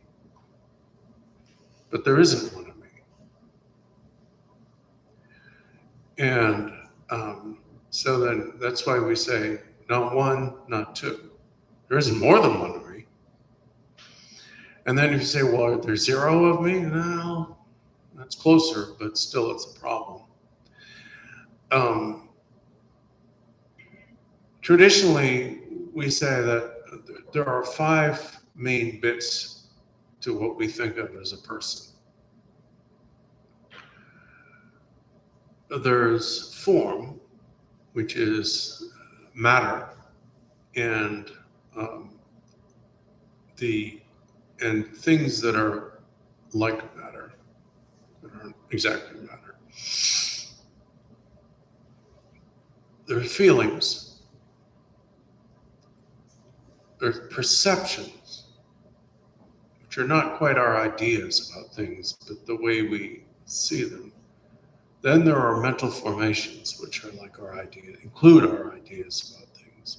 And then, of course, there's consciousness, which is our ability to experience. And because these are the afflicted aggregates that we falsely impute to be a permanent, unchanging, independent, and unitary self, in basic Buddhism, we think of them as, we wouldn't say bad, but as a problem, or a group of problems. But the problem is not the aggregates themselves. The problem is how we relate to them. Because in reality, consciousness is the Buddha Akshobhya. Form is the Buddha Vairocana. Sensation is the Buddha Ratnasambhava. Perception is the Buddha Amitabha. And I must have missed one. Now, mental formation is the Buddha Amoghasiddhi. That is what they are. We may not see them that way, but that's, according to the Vajrayana, that's the truth. So one aspect of the samaya of body, even though this is about much more than body, is to begin to recognize that that is who and what we really are. Especially, we have the most negative attitude toward matter, toward the form aspect, which is where the elements, and the form, of course, includes our bodies as sense organs. The body with its nerves has tactile sensation, and then the other 4. But fundamentally, we regard matter and the attributes of matter as a huge hassle, with good reason, because we suffer. Solids bruise us and crush us. So we think of solid matter, such as earth, as bad and threatening, crushing, imprisoning. But in fact, it is the female Buddha, Buddha Lochana. The solid state of matter is Buddha Lochana. Just is. We like liquids sometimes. I've been known to be very fond of some liquids. Started with water and then I moved on at some point. But basically, we get thirsty and, but we resent water. When you're thirsty, especially if you can't get to water, you resent your thirst. We don't like the fluids in our bodies. We think of the cleanest of them, I suppose, is blood. That's the least gross, and we get grossed out by that, most of us. And then any of the others, lymph, pus, mucus, especially when they're not in the right place, when they're not where we want them to be, when they don't stay in their lane, we get really bent out of shape by liquids, right? We don't like them. All liquid is actually the female Buddha Mamaki. Just is. We don't see it that way, but that's the truth.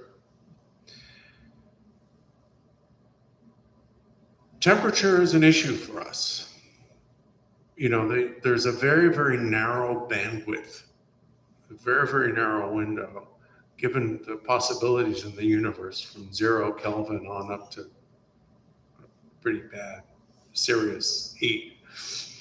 There's a very, very narrow bandwidth that we can tolerate. And even within that, we're real picky. I was sitting in the shade at lunchtime because I was afraid I'd get a little bit too hot if I went in the sun. And then lo and behold, I noticed that, braver people like most of you just walking around in the sun. It didn't occur to me, hey, maybe it's nice.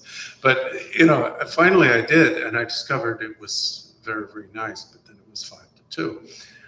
So we're very picky about temperature, aren't we? And, I've got my air conditioning, and then the last possible moment, that doesn't come out till at least October. And then we're ready for the heat and stuff like that. So we resent temperature. We resent, which basically is heat, degrees of heat, amounts of heat. But actually, it's the Buddha, the female Buddha, Pandaravasini. Pandaravasini means she who wears white raiment, because it implies, mythically, it's white clothes that can't be burned. I don't think it's asbestos, though. I don't worry about that. And then there's this whole thing about air, gas. Let's say gas. We need a very, very, very specific mixture of, I guess, nitrogen and oxygen to breathe. Anything slightly one way or the other and we die. And, most of the gas, I don't know most, but certainly in the solar system, most of it is like hydrogen, helium, things like that. I mean, I guess there's a lot of methane and stuff, I think, in Jupiter and Saturn and places like that. But anyway, the gas giants, some of which have rocky cores, some of them don't. So there's the gas giants, the ice giants. Anyway, sorry, I'm nerding out. But that's not stuff we couldn't breathe. We wouldn't like it at all. Jupiter's wonderful to look at through a good telescope, but we wouldn't like it at all. We wouldn't even get close. We'd get crushed into it. But the true nature of gas is Tara. Samaya Tara. So the Samaya of body is to recognize that these aggregates and elements, including our senses, our deities. And so this is obviously for us, this is a work in progress. Sometimes we can do it, sometimes we can't. When it says deities seals, seal in this case means the form of deities' bodies. The Samaya of speech is to perform the Vajra repetition taught in many tantras. A Vajra repetition is the recognition, conscious recognition, that every time you breathe in, that is actually the sound Om. That when you retain the breath, which you do for at least a brief moment before you breathe out again, that is the sound Ah. And when you breathe out, that is the sound Hum. That's called, the coordination of those three sounds of the breathing is called Vajra repetition. And if you begin the day with 21 conscious breaths with Vajra repetition, which you can do without anybody knowing, you don't have to take a funny posture or anything. All of your breaths throughout that day will constitute mantra repetition. And since the mantra Om Ahum is the mantra of all deities, you will be accumulating repetitions and completing approach for all deities at once. Just saying.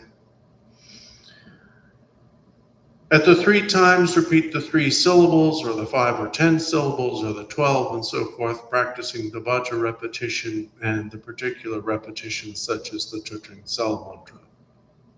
Engage without fail in the wind mantra and Vajra repetition practices. So it started out real easy and then it got real complicated.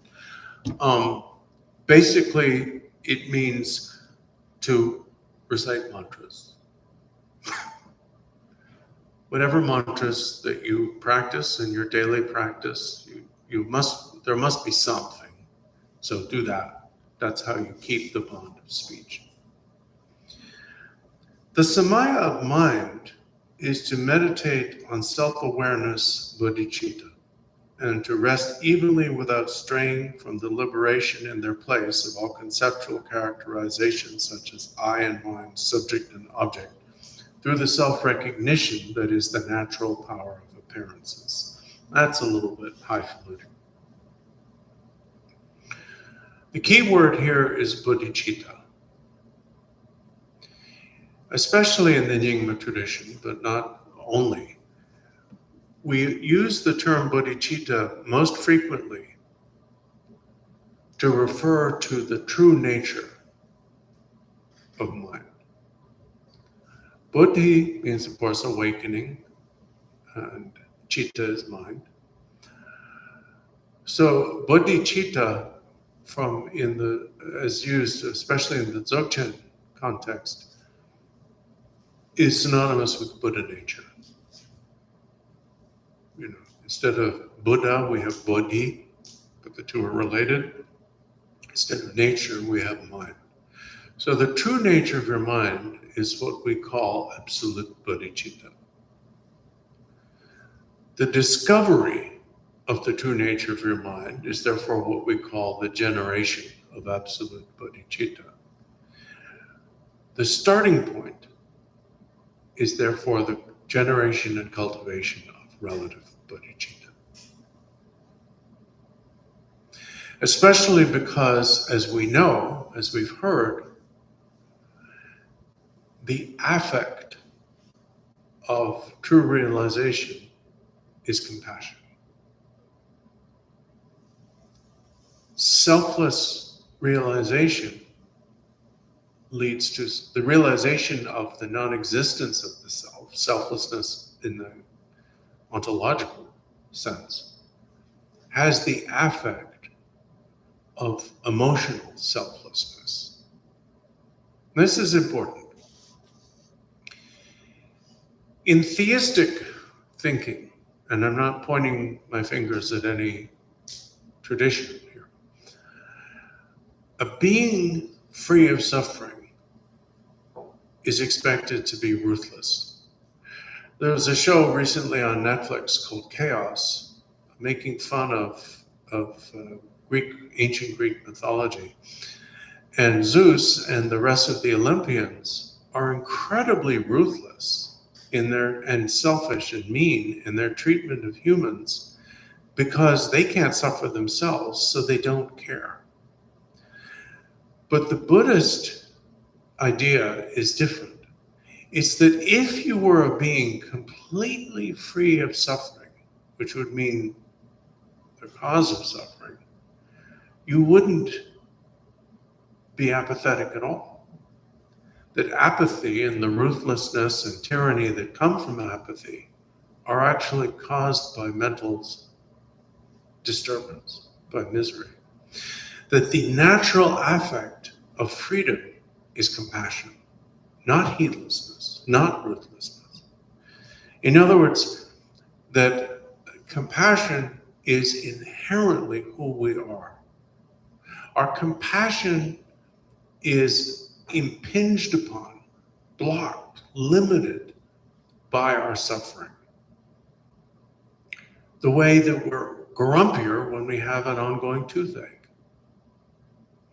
Somebody who is normally courteous to others will be harder to deal with if they're in chronic pain, unless they're one of those guys that's enlightened people, and then they don't care about chronic pain. In fact, they lose track of it.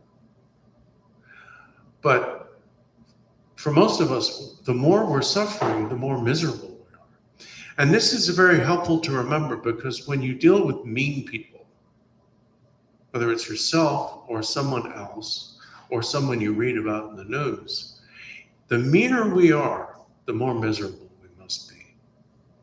We may look like we're having fun, we may think we're having fun, but we can't be having fun, because if we were really having fun, we would be nice.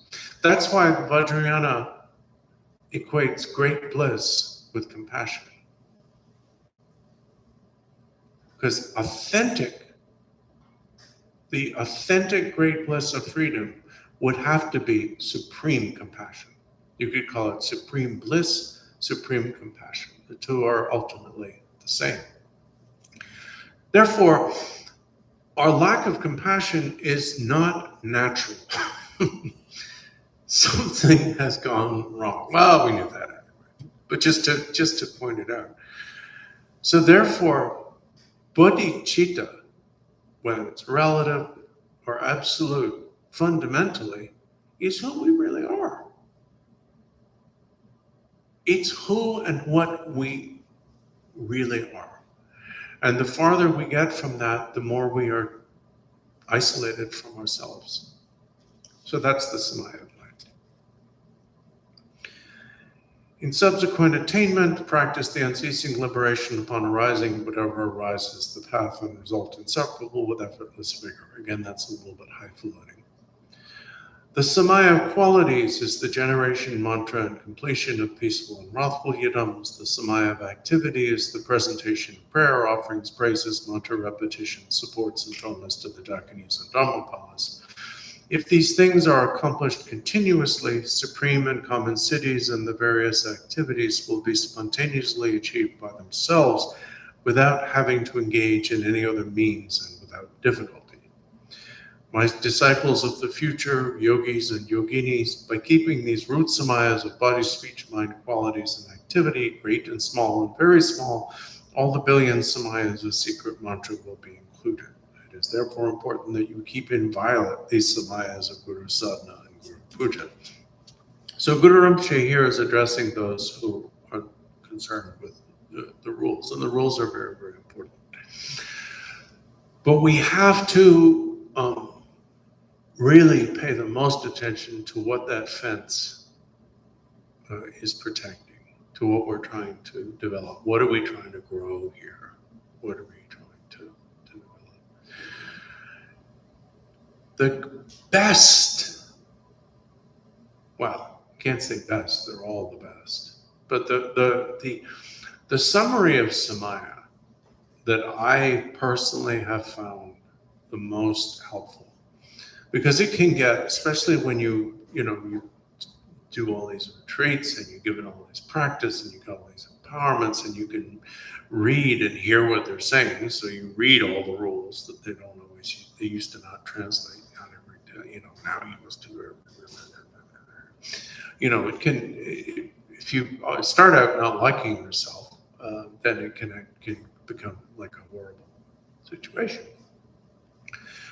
So the most helpful Samaya explanation to me was that of the learned and accomplished Kama Chame Rinpoche. And in one of his texts, he says, because it talks about billions of Samayas here, right? The reason why we talk about billions of Samayas is to make it clear that you can't keep track of them.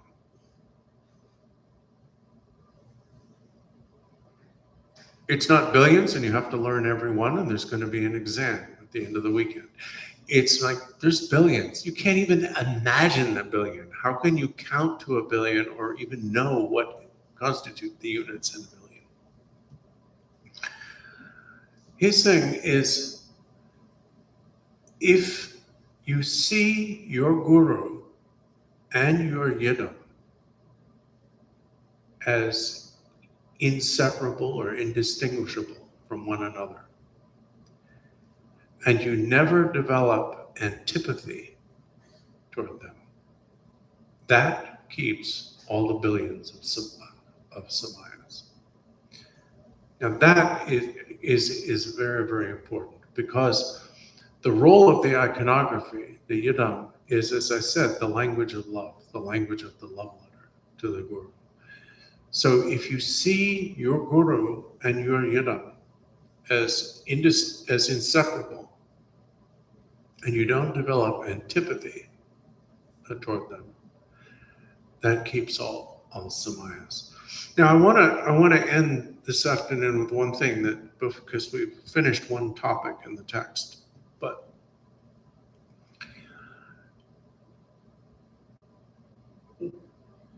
when we talk about these Vajrayana issues, like Samaya and the generation stage and so on,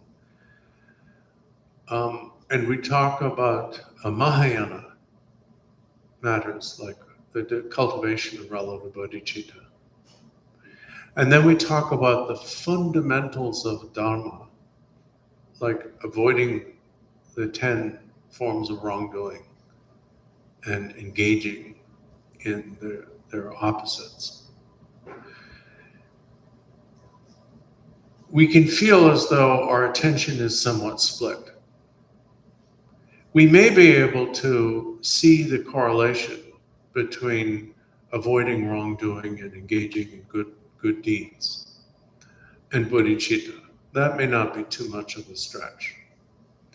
But when it comes to our attitude toward the guru and the yidam, it sounds like it's two entirely unrelated matters, but they're not.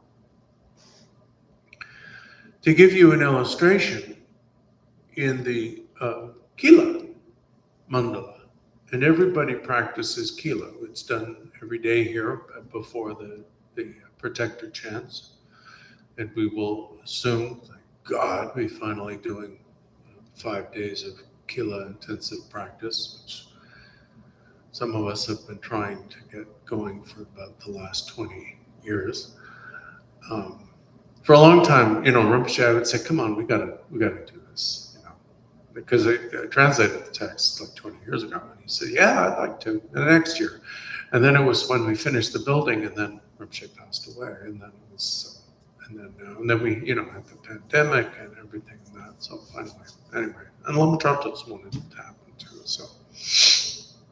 Because simply doing it for 5 minutes before the protector chants in the evening is not really, it's not a way to get to know practice. In the Kila Mandala, the Raffle deities of the 10 directions. Now, this whole notion of 10 directions goes back to the refuge vow, where you say, one of the commitments, if you want to talk about the rules, is you have to always prostrate to the Buddha of the direction you're heading in your mind. So you always talk about the Buddhas of the 10 directions. I don't know how often we head straight up and straight down, but anyway, I guess we walk downstairs, upstairs. It's elevators. And so in the Vajrayana, since Buddhas have a strong protective role, they protect us from the cause of suffering through teaching, but they also protect from resultant suffering through protection.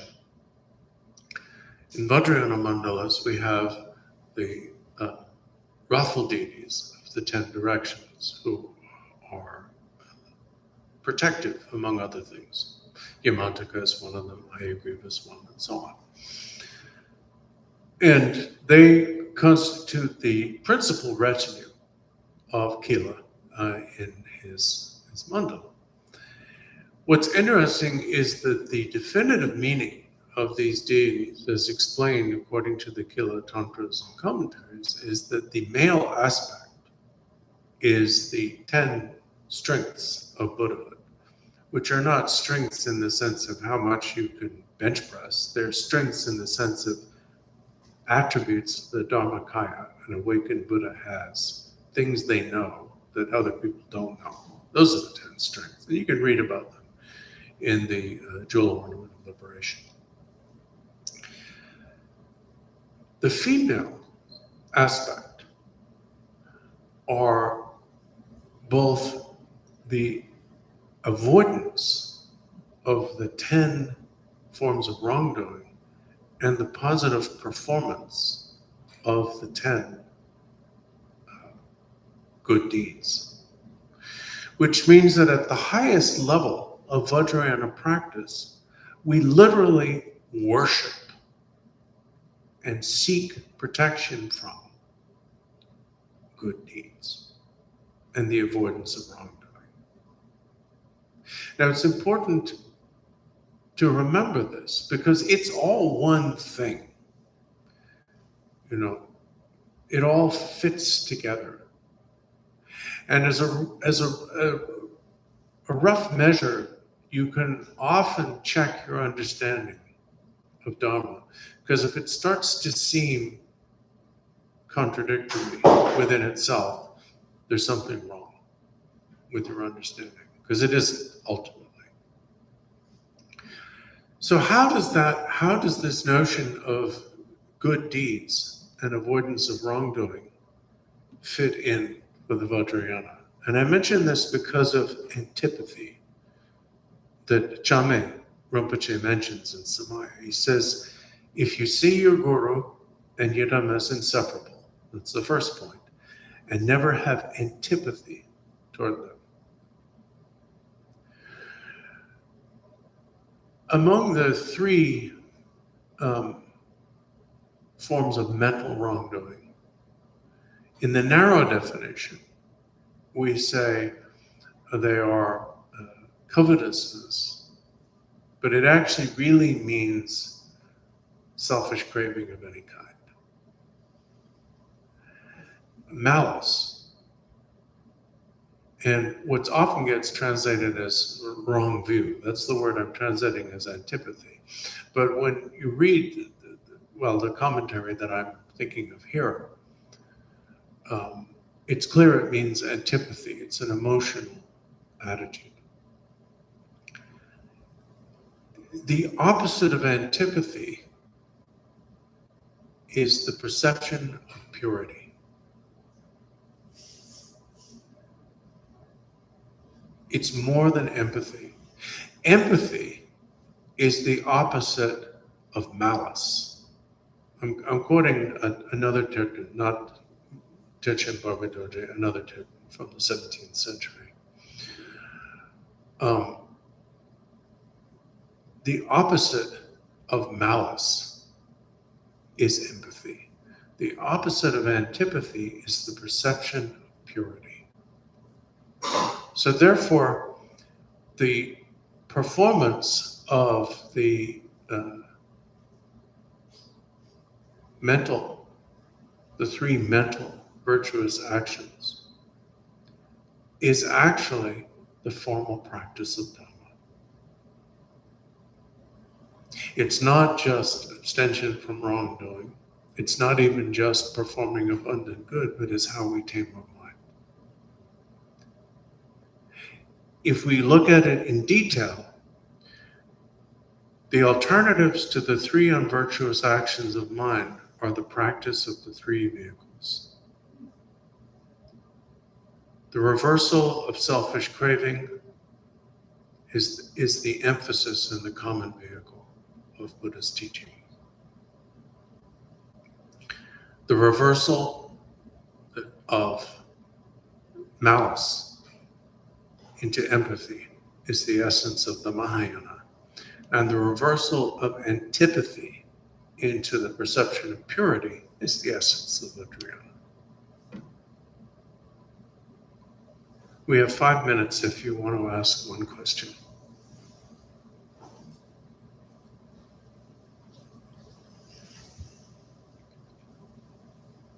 Or not. We could just chant slowly.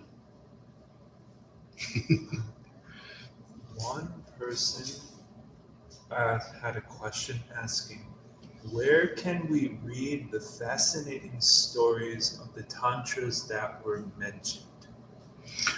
Oh, you know what's very good for that is the Blue Annals. That was translated actually by a Russian and Russian-American scholar named George Rurik in the 30s or 40s or something, and his whole story is fascinating. He was a fascinating person too. But the Blue Annals has by Gyamtso, has a nice, beautiful section on the history of the various tantras.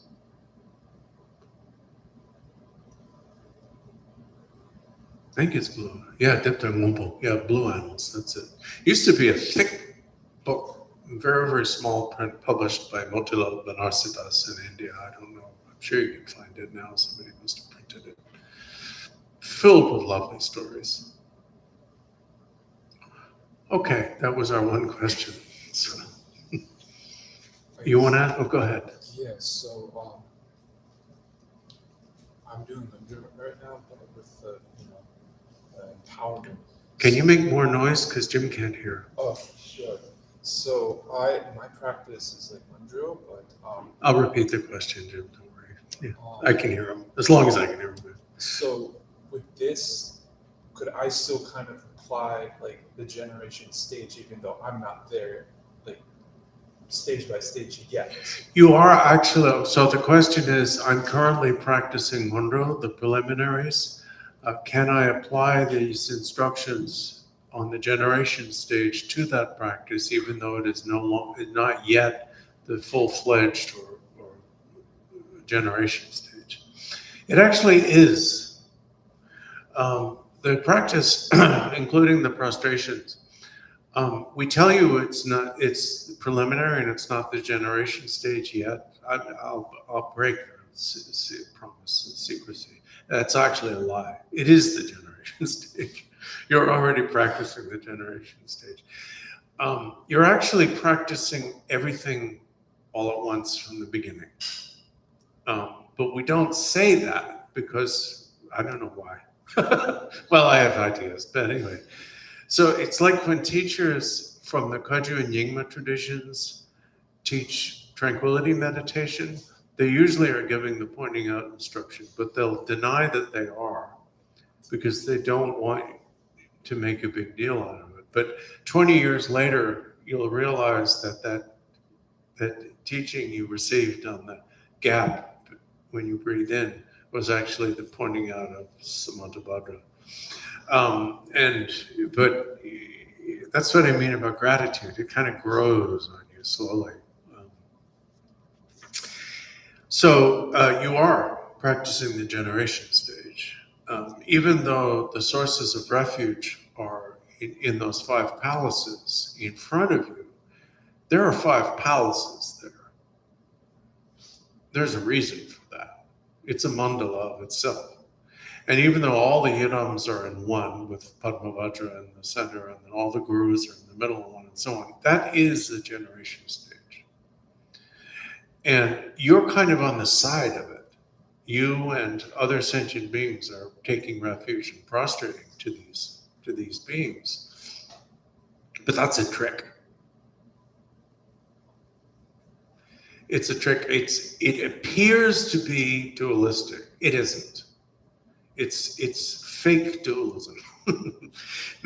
So in samsara, we practice fake non-dualism. In the Vajrayana, we practice fake duality. Otherwise it couldn't dissolve into you. If it dissolves into you at the end, that means it was always within you to begin from the start. Otherwise it would be pointless.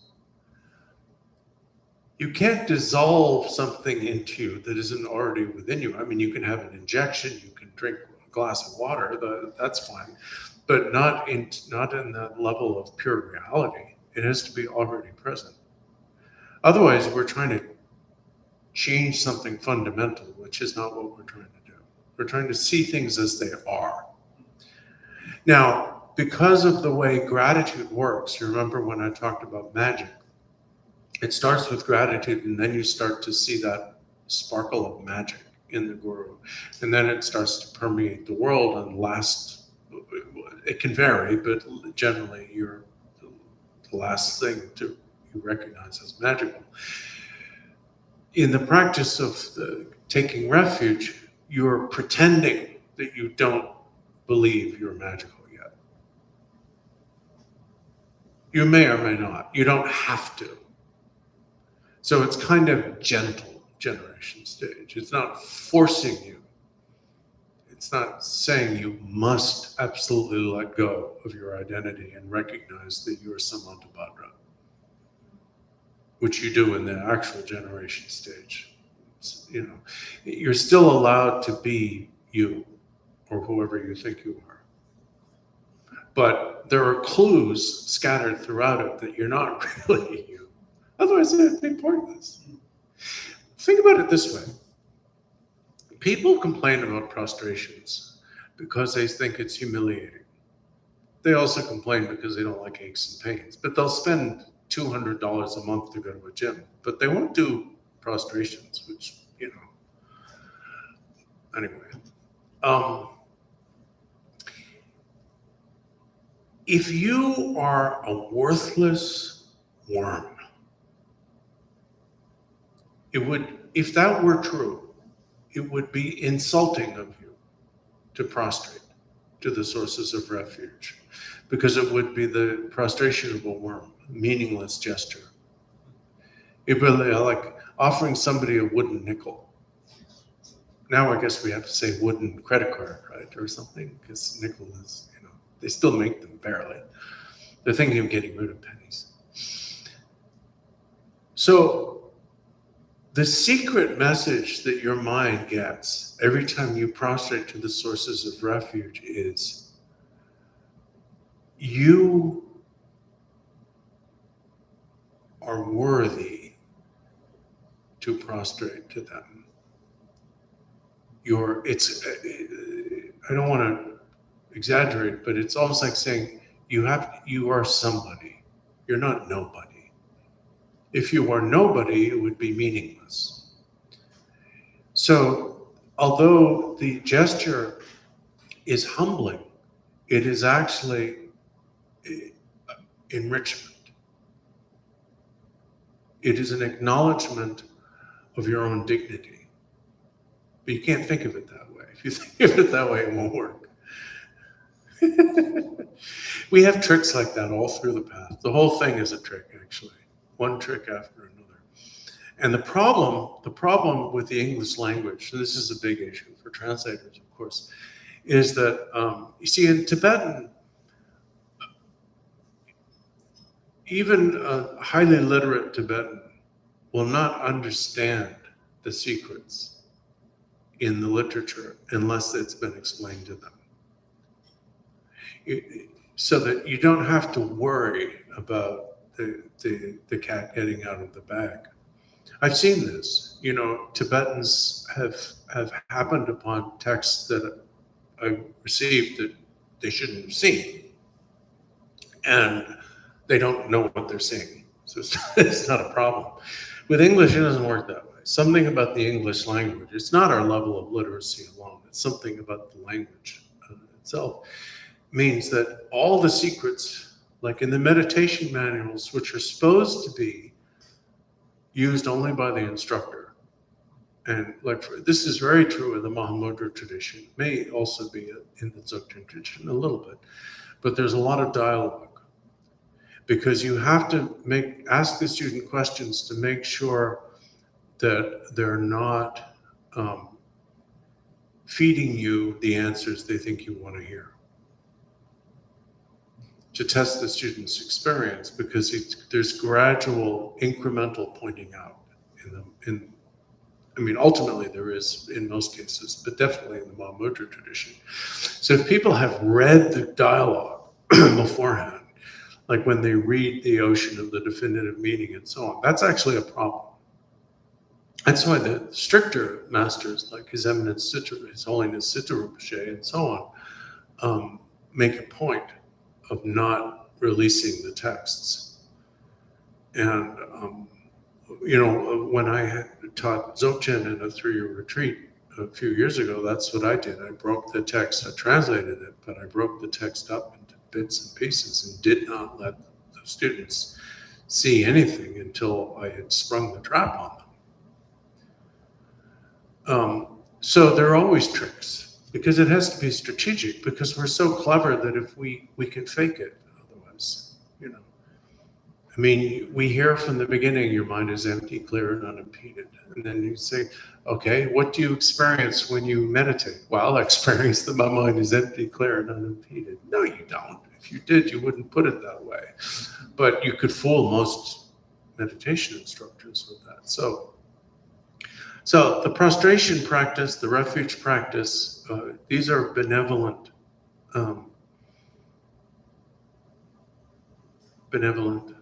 tricks.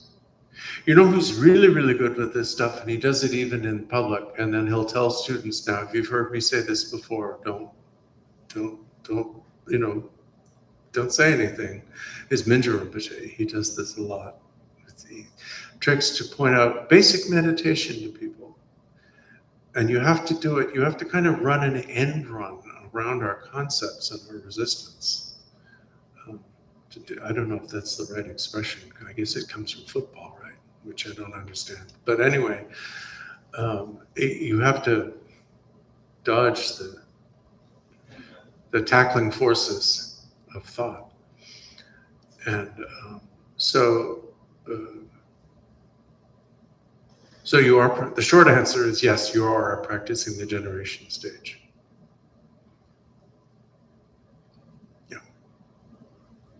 Sorry, I go on and on and on. All right, now let's really chant, but not that slowly, because now we're late. So page 7 and on.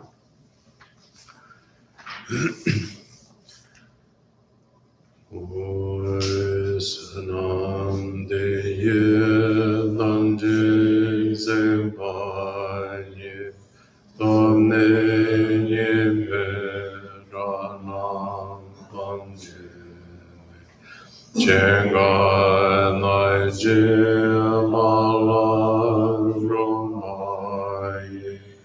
simbe zole